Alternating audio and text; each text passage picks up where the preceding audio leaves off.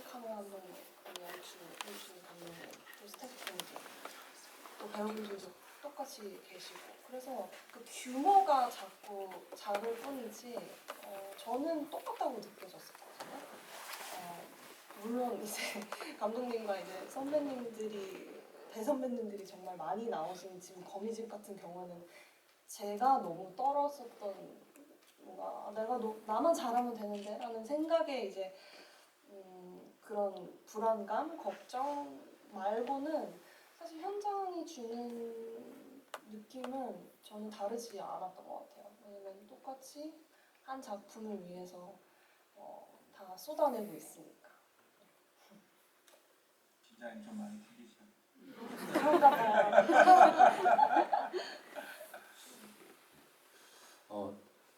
여러분들에게 좀 직접 마이크를 드릴까 하는데요. 그 전에 조금 한두 가지만 여쭤보겠습니다. 그래서 이 영화가 이제 개봉 전에 칸 영화제에 그 공식 부분의 비경쟁, 그러니까 경쟁 부분에 들어가 있지 않지만 칸 영화제 공식 초청자로 받고 또 저도 이제 가지 못했으니까 언론을 통해서 봤는데 거기서 그 이제 서전을 보이고 또 한국에서 개봉이 되고 그리고 이제 이후에 김준 감독님은 시네마테크 프랑세즈에서 김준 특별전이 있었고 작년도 11월 2일부터 11월 10일 그러니까 저희하고는 좀 자매기관이죠. 프랑스 파리에 있는 프랑스의 영상 자료였는데 거기에서 하는 이제 특별전에 전작품을 다 틀었더라고요. 그 전작전에 초대를 갔다 오셨는데 그때 감회가 어떠셨는지 그리고 그런 그 해외에 시네마테크니까 아마 좀 영화에 대해서 관심이 많은 일반 대중보다는 조금 더 시네필적인 관객들이 왔을 텐데 그분들은 거미집을 어떻게 바라보셨는지 감독님 말씀을 듣고 싶습니다.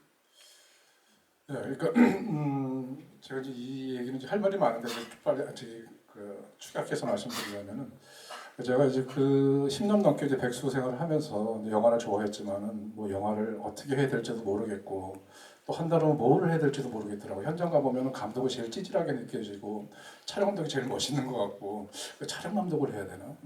그래서 뭘 해야 되는 거지? 영화를 하고 싶은데 막 그럴 때였어요. 그래서 내가 마지막으로 내가 영화를 할지 말지 한다면 무엇을 해야 될지 뭐 이런 거를 고민하는 차에 그럼 마지막으로 세상에서 영화를 제일 많이 볼 수가 있는 데를 한번 가보자. 그래서 이제 뉴욕, 베를린, 파리였었는데 친구들이 이제 파리를 추천해줬고 저 또한 이제 프랑스 영화들을 좋아해서 파리를 가게 됐어요. 무작정 가게 된 거죠.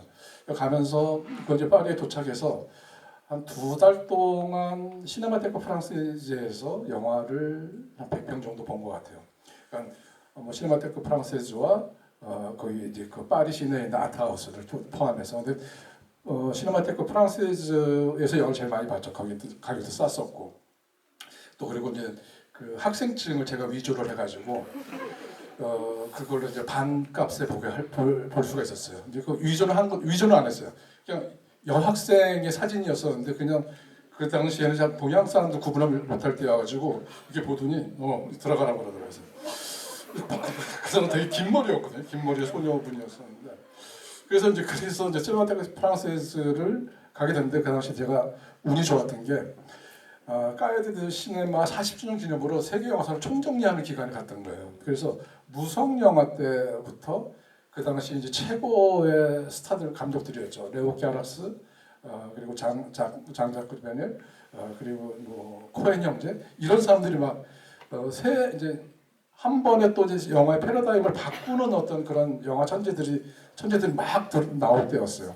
근데 그때 가서 시네마테크 프랑세즈랑 아트하우스에서 내가 못 봤던 영화들을 100편을 본 거예요.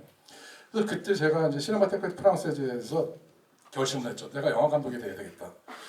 그리고 그러면서 꿈을 키운 게 내가 영화 감독이 되면 꼭 내 영화를 여기서 틀고 싶다라고 꿈을 가졌었는데 처음으로 근데 작년에 이제 그 꿈이 정말 거짓말처럼 이루어진 거죠.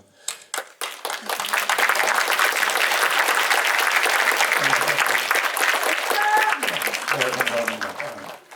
그래서 저는 이제 뭐 어쨌든 뭐 어느 영화에서 어떤 작품으로 상을 어떤 큰 상을 받고 이런 것도 중요하지만 어쨌든 제 전체 영화 인생을 어떤 단체에서 또 내가 그리던 꿈을 키우던 곳에서 거기서 인정을 받은 거고 저도 존중을 받은 거여서 그게 더 저한테는 이제 내가 영화 감독으로서 이룰 건 다 이뤘구나라는 생각을 갖게 됐었고 하여튼 그랬던 시간이었던 것 같아요. 그리고 이제는 뭐 이제 그 아시아 영화들에 대한 감각이나 뭐 이제 이 부분에서 웃을까? 이 부분에서 반응 같을까?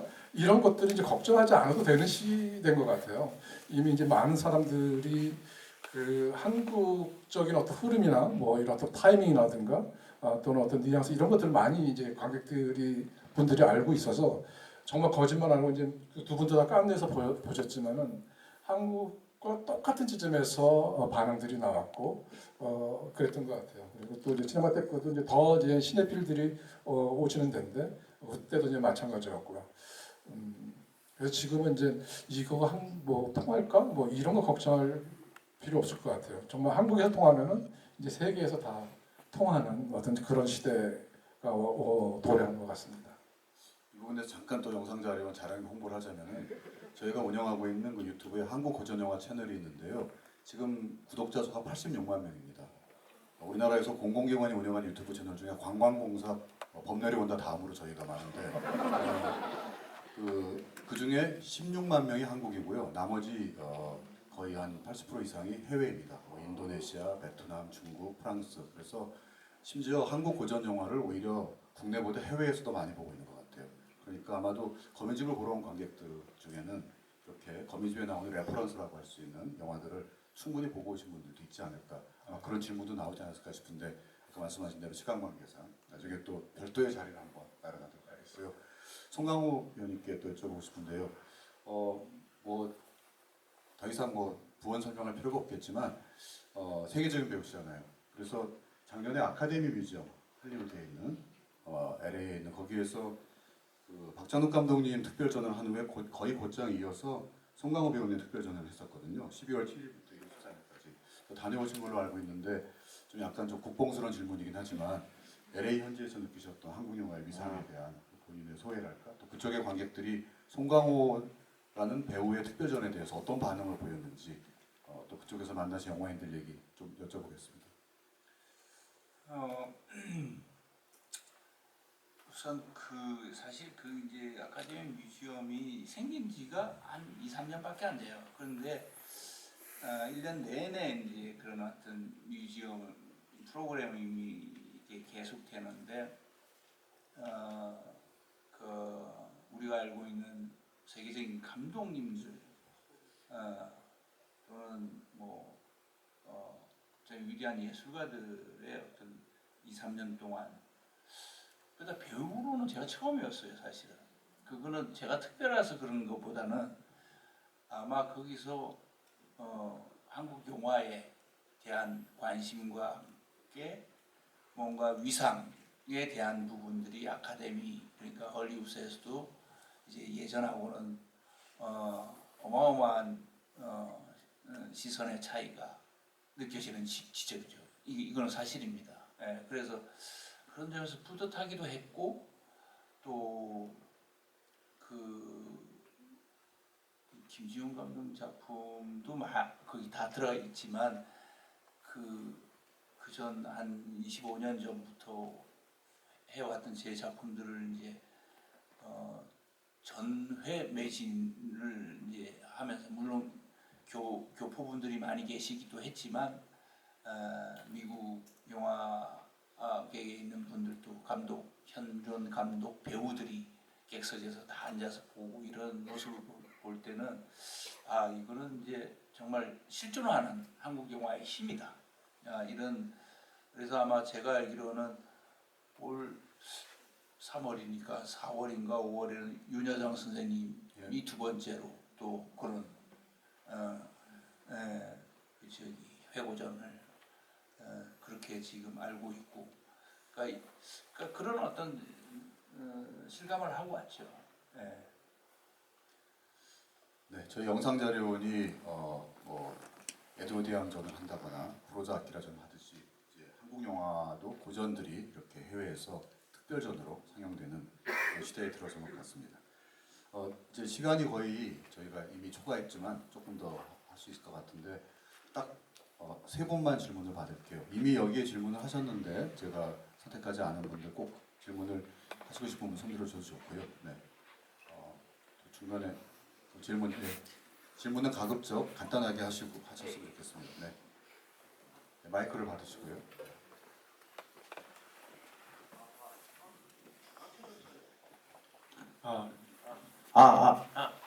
네, 간단하게 저는 거미집 전체적인 내용이 아니라 한국 영화 전체적인 것에 대해 감독님께 질문할 게 있습니다. 옛날에 지금 21세기지 않습니까? 20세기 전까지만 하더라도 이 평생 교육의 일환이 아니어가지고 스태프들의 처우가 되게 열악하지 않았습니까? 그러나 지금은 스태프들의 처우가 많이 옛날에 비해서는 많이 좋아진 걸로 아는데요. 헐리우드를 갔다 오셨으니 여쭤볼게. 한국 영화가 헐리우드 스태프들에 비해서 지금 많이 따라가고 있다고 생각하시는지, 아직도 한국 영화에 부족함이 있다고 생각하시는지, 한국 영화가 좀 그러니까 방금 말씀하신 대로 전 세계 미국은 헐리우드라는 지칭이 있다면 한국은 충무로 영화다라는 그런 지칭이 외국에서 헐리우드에서도 많이 알려지고 있다고 생각하시는지 그거 한 가지만 말씀해 주시면 고맙겠습니다. 한 가지가 아닌데. 네, 이제 그 옛날에 있었던 그런 관객분들한테 직접 질문을 받고 이런 어떤 또 서스펜스가 느껴지는 그런 순간들이 왔습니다. 예, 제가 말씀드리는 건 한국 영화, 미국 헐리우드 영화에 대한 어떤 위상이나 이런 거에 대해서 제가 이제 대표하는 사람은 아니기 때문에 제가 딱 그 질문하신 거에 만족하실 만한 대답을 드릴 수는 없을 것 같아요. 근데 제가 이제 느끼기에는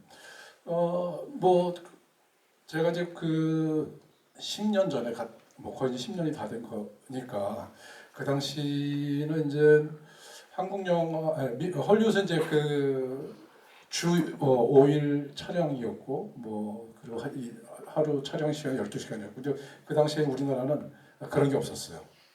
그냥 스태프들의 어떤 그 컨디션 또 배우들의 컨디션을 봐가면서 그때 그래서 대략 좀 아주 열악한 경우에는 15시간, 18시간 하루에 또 그렇게 찍을 때도 있었고 근데 그때 제가 이제 헐리우드 갔을 때는 이제 그런 것들이 많이 그 스태프들의 어떤 그 근로의 어떤 복지라든가 또 처우 개선이라든가 이런 것들이 많이 논의되고 있을 때여서 제가 이제 그 미국 영화를 끝내고 돌아왔을 때는 그 다음 작품이 들어오자마자 한 것이 이제 밀정인데 그때는 이제 표준 계약에 하던 그 일일 촬영 시간들이 12시간으로 정해져 있는 이유여서 그때부터 조금씩 시스템에 갇혀가였던 거였죠. 그리고 헐리우드 영화는 아무래도 이제 많은 자본이 들어가 있고 또 세계 영화사와의 어떤 그 궤를 같이 하는 어떤 영화 역사를 가지고 있고 우리나라도 마찬가지지만 근데 거기는 이제 헐리우드 이제 꿈의 공장이라고 얘기한 것처럼 정말 그 어마어마한 어떤 막대한 어떤 그 자본들이 들어가는 어떤 시스템이고 이제 우리는 이제 거기에 비해는 이렇게 작은 영화이긴 하지만 아마 이제 콘텐츠를 이렇게 훌륭한 콘텐츠를 만드는 나라는 세상에 이렇게 손꼽으면 몇 나라 없어요 사실. 거기에 한국 영화 또는 한국 드라마 이런 콘텐츠들이 어쨌든 어필하고 있으니까 두 세계 관객들의 어떤 사랑받고 있고 또 팬층을 형성하고 있으니까 규모 면에서 말씀드릴 건 아니지만은 한국은 어쨌든 훌륭한 콘텐츠와 어떤 시스템을 갖추고 있는 나라라는 생각이 듭니다. 네, 감사합니다. 네, 그럼 다음 분. 예, 아까 앞에 드셨던 마이크 더 가까이.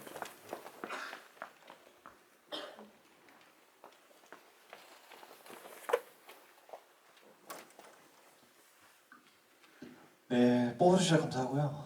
제가 드리고 싶은 질문은 그 롱테이크 씬에서 그 얘기를 드리고 싶은 게 있는데 제가 오늘 자세히 봤는데 그 촬영 기법이 좀 궁금했었거든요. 그게 막 여기서 찍고 있는 건데 배우분들은 막 뒤에서 또 다른 카메라로 뭐 이렇게 찍는 뭐 그런 거를 약간 좀 독특하다라는 좀 생각이 들어가지고 그 방법을 어떻게 찍으셨는지 궁금하고 또 성공 배우님께서는 제가 좀 이제 다른 그 특별전이 외국에서도 하셨는데 한국에서도 성공 배우님 특별전을 꼭 보고 싶다는 말씀을 꼭 드리고 싶습니다. 예, 나중에 자비로 해달라는 건가? 송강호 배우님이 매일 오신다면 저희 자리원이 할 수도 있습니다. 그건 이제 사실은 이제 프레임 안에 예술이잖아요. 어쨌든 그 영화라는 것이. 그래서 프레임 안과 바깥의 어떤 그 긴장감으로 뭐 서스펜스를 만들기도 하고 스토리를 만들기도 하고 어떤 감정을 만들기도 하는데 그래서 이제 그 현장에 가면은 되게 고혹스럽고 우아한 장면을 찍고 있지만 현장 그 카메라 뒤에는 엄청나게 막 일사불란하게 정말 백조가 이제 물 밑에서는 막 이렇게 하는 것처럼 이제 그런 비유에 걸맞게 정말 아수라장이거든요, 사실은. 그래서 이제 그런 영화 현장 지금 찍고 있는 것은 되게 우아하고 되게 정적이고 아름다운 장면을 찍고 있지만 그것을 준비하고 있는 그 실시간으로 그 현장 스태프들과 그 연출진들은 그런 어떤 아수라장의 상태에서 그리고 긴장감으로 이제 그걸 준비하고 있다라는 것을 보여주고 싶어서 이게 영화 현장이다라는 거.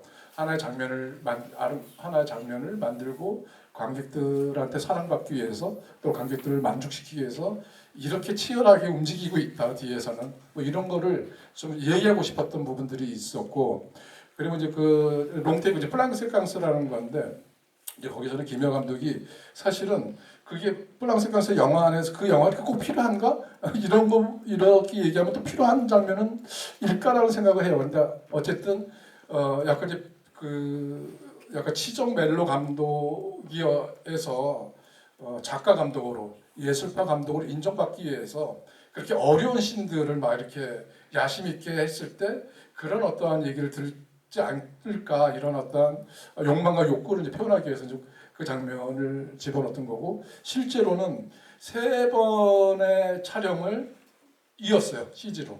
그래서 이제 그래서 이제 그 롱테이크 장면을 만들 수 있었던 거였고 그래서 이런 장면을 찍기 위해서 실제로는 이렇게 현장에서 이런 어떤 치열한 순간들 아수라장의 순간들을 결과로 이런 장면이 나온다 이런 영화의 현장의 어떤 느낌들을 보여주고 싶었던 거였죠.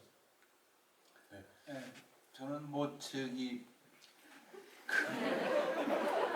자비로 뭐 할 생각은 없고요.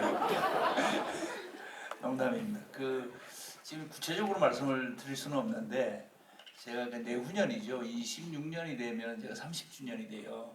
그러니까 96년도 그 홍상수 감독님이 돼지가 우물에 빠진 날로 데뷔를 했으니까 그래서 그 26년도에 어디서 할 계획입니다. 그런데 그거는 지금 구체적으로 밝힐 수는 없는 게 아직 최종 확정된 건 아니니까 그러면은 뭐 26년에 한번 이렇게 한번 뵙죠. 이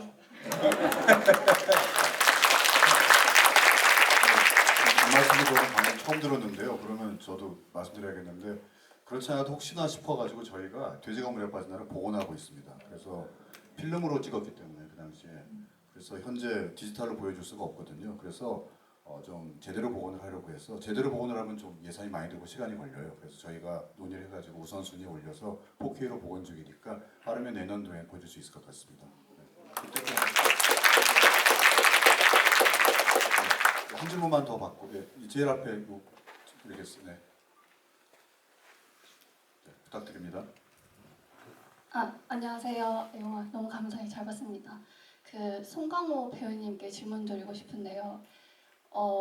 이제 연기를 하시면서 다양한 역할들을 받아보실 텐데 역할들마다 자기랑 비슷하다고 느끼는 역할도 있고 거리가 멀어서 가정 환경, 자란 환경이나 느끼는 감정이나 행동 양식이 달라서 어떻게 이제 배우들 처음 시작한 배우들 그런 거에 어려움을 겪는데 배우님께서는 이번 작품을 하실 때 김미열 역할과 배우님께서 어느 정도 비슷한 지점이 있다면 그거를 좀 듣고 싶고요. 만약에 다른 작품을 하실 때 다른 역할을 하실 때 많은 차이를 물리적으로 가지고 있는 역할을 받았을 때 어떻게 다가가시는지 그걸 너무 여쭤보고 싶습니다.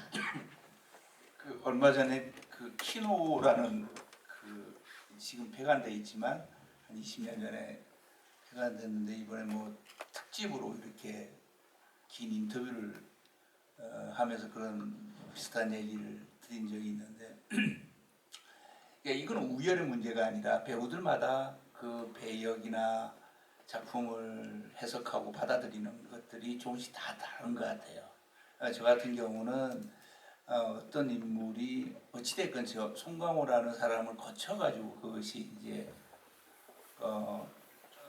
목소리나 모든 어떤 형태의 캐릭터가 이제 완성이 되어가는 그런 연기를 하는 것 같아요. 그거는 이제 키노에서도 그런 얘기를 했는데 저를 거치지 않고 어떤 이미지를 제가 저를 지워버리고 그 이미지를 쫓아가게 되면은 그 흉내를 그러니까 묘사는 할 수는 있지만 모사가 될 수는 없다. 그래서 그 송강호라는 사람의 어떤 육체와 정신을 거쳐가지고 그 사람이 되는 것이 가장 진실된 어떤 연기의 어떤 뭐 궤변이 될지 뭐 하여튼 제 나름대로 어떤 그런 합리적인 얘기를 이렇게 막 만들어내가지고 인터뷰를 했던 기억이 납니다. 그런데 이거는 절대 우열의 문제는 아닙니다. 그거는 그 배우에 맞게끔 배역과 어떤 작품을 해석하고 받아들이는 그리고 표현하는 것들이 다 다를 수밖에 없어요. 저는 전자의 경우, 그러니까 어떤 인물도 저를 통해서 이렇게 만들어지고 차이가 두고 변해가는 어떤 모습의 어떤 연기를 해왔던 것 같습니다. 네, 감사합니다. 이제 마지막 이제 마무리할 시간이 됐는데요. 세 분께 한 말씀씩 듣고 마무리하겠습니다. 김정 감독님께는 제가 좀 질문 형식으로 드리고 또 거기에 덧붙여서 오늘 소회와 또 앞으로의 계획 말씀해 주시고요. 그 다음에 정수영 배우님, 송강호 배우님 마지막 인사 말씀 부탁드리겠습니다. 이런 말씀하셨고요. 아까 처음에 이 영화를 시작하실 때 어떤 환멸의 느낌 이런 곳에서 했다고 했는데 영화를 처음 사랑했을 때 꿈을 갖기 시작했던 순간을 소환해 거미집을 만들었다. 시사회 반응을 보면서 식었던 영화에 대한 사랑, 연출자로서 의기소침했던 순간들에 힘을 실어준다고나 해야 할까? 더는 힘을 잃지 말라는 격려를 받았다고 생각한다. 이 영화를 통해서는 가장 큰 성취는 회복이다. 이렇게 말씀하셨는데요. 오늘은 어떠셨는지 궁금합니다. 네, 그러니까 지금도 이제 그 얼어붙은 어떤 영화의 어떤 그 산업적 지표들이 이제 그 팬데믹 이후로 너무 이제 뭐 물론 이제 그 몇 편 작품들은 아주 큰 흥행을 했지만은 이전의 어떤 상태로 가기를 아직 멀게만 느껴지고 그럼에도 불구하고 지금 현장에서 또 뭐 일로 생각도 하겠지만 또 영화를 꿈꿔왔던 현장에 있는 분들 버티고 있는 분들한테 이 영화가 위로의 영화가 되었으면 하는 생각이 있었어요. 그리고 또 이제 그 영화를 만들면서 뭐 좋은 일, 뭐 내가 사랑하는 거지만은 사랑했던 거였고 이제 꿈을 키웠던 거였지만은 뭐 좋은 시간만 있지는 않으니까 그리고 와 이런 어떠한 것을 그러니까 꿈을 현실로 만들어내는 과정들이 만만치가 않은 시간들을 거치고 또 오해도 받고 또 어떤 그런 쓰라린 어떤 상처도 받고 이러면서 자기 환멸과 또 사랑하는 대상에 대한 환멸 이런 것 다 느꼈었는데 이 거미집을 하면서 영화에 대한 그 반성 또 나에 대한 어떠한 성찰 뭐 영화 나에 대한 성찰들을 하면서 또 옛날 내가 만들었던 영화들을 이제 그 디지털로 리마스터링하면서 다시 보게 되니까 내가 뭔가 놓치고 있는 것들 또는 관습적으로 습관적으로 하는 것들이 있었고 또 이렇게 그만큼 사랑하지 않은 어떤 시간들도 있었구나 이런 것들을 느끼면서 근데 이제 거미집을 통해서 그런 것들을 다시 회복하고 저뿐만 아니라 지금 얼어붙은 어떤 현장에서 영화계에 또 나같이 느끼는 어떤 분들한테 좀 위로와 또 이렇게 혹시 나처럼 이렇게 좀 흔들리거나 이랬던 분들이 있었으면 이 영화를 통해서 좀 원목하기를 바라는 마음에서 그런 말씀을 드렸던 것 같고요. 끝으로 이제 오늘 소감은 뭐 항상 이렇게 자리를 끝까지 많은 분들께서 좀 지켜봐 주셔서 너무 감동이었고요. 그리고 이제 또 이제 영광스러웠던 거는 이제 작년도에 한 해 이제 선정했던 11편들이 다 제가 너무 좋아하는 영화들이고 이제 사실 이렇게 장르성이 컨셉이나 장르성이 센 어떤 그 장르 영화나 아니면은 그냥 이렇게 아트 영화, 작가주의 영화들을 좀 보는 편이거든요. 그래서 제가 1000만이 넘는 영화들을 본 게 많지는 않아요. 그래서 딱 이렇게 구분되어 있는데 제가 좋아하는 그 미래 대가들과 제가 보니까 그 선정된 작품들의 감독들 중에서 제가 제일 고령인 것 같더라고요. 그래서 아직 이런 그 젊은 감독들과 아직 경쟁력이 있다 이런 어떤 뿌듯한 걸 느끼고 안심도 됐고 또 이렇게 미래 대가들과 같이 제 영화가 리스트에 올라갈 수 있었던 건 또 옆에 있는 두 분들의 또 덕택도 크지만은 어쨌든 그런 면에서 저한테는 의미 있는 그런 작업이었고 자리였고 시간이었던 것 같습니다. 끝까지 경청해 주셔서 감사드립니다.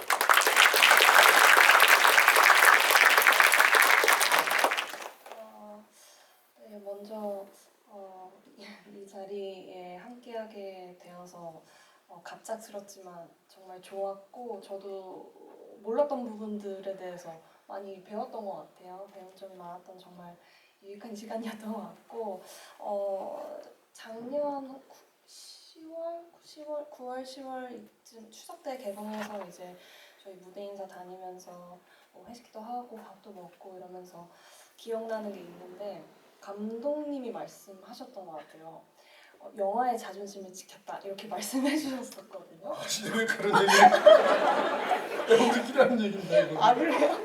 아 근데 그 말이 저는 되게 크게 와닿았었고 그런 작품에 이제 제가 함께 할 수 있어서 정말 영광스러웠고 또 거미집이 저에게 처음인 것들을 많이 갖다 줬었어요. 칸 영화제부터 시작해서 정말 특별한 여정이었습니다. 오늘 이렇게 함께 나누게 돼서 정말 좋아요. 감사합니다. 강호 씨 인사말 듣기 전에 이 얘기를 잠깐 설명해 드려야 될 것 같아요. 자존심을 지켰다 이게 이제 여러 가지 이유가 있는데 전제가 있어요. 영화는 망했지만 우리가 이제 이 영화 만들기 때 OTT에서 얘기가 많이 있었어요. 근데 OTT로 가면 되게 쉽게 진행이 됐을 것 같았어요. 근데 이제 이게 영화에 대한 얘기인데 이게 어렵더라도 영화로 가자라는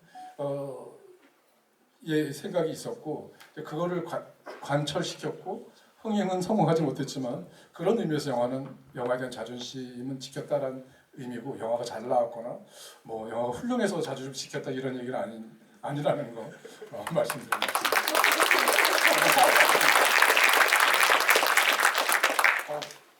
사실 이제 첫 인사드릴 때도 이제 그런 말씀드렸는데 뭐 이런 뭐 영화 이제 개봉하고 이럴 때 이제 이런 Q&A도 많이 하고 또 뭐 여러 행사들을 많이 진행을 하는데 오늘만큼 이렇게 마음이 편안하고 영화가 다 끝나서 그런 것 같아요. 그래 왜 이렇게 편안할까? 영화가 다 끝났고 결과도 아주 다 잘 나왔기 때문에 그런 게 아닐까라는 생각이 드는. 농담이고 여러분들의 그 진지한 정말 그 영화에 대한 어떤 열정 이런 것들이 이 공기가 제가 느끼.